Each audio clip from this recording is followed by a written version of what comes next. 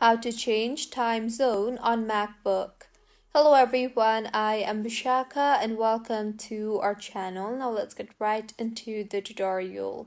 Firstly, go ahead and tap on the Apple icon on the top left of your screen and further tap on the System Preferences option.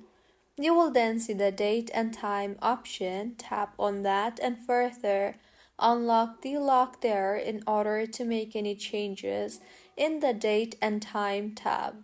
Once done, tap on the time zone option you see there.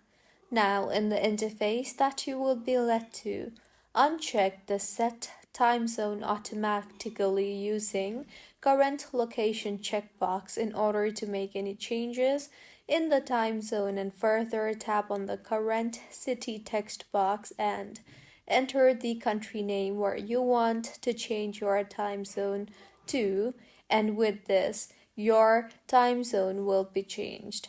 So this is how you can change time zone on MacBook. If you find this tutorial helpful, please like the video and do comment if you have any queries. Also, do subscribe to our channel for more helpful tutorials like this. See you on the next one.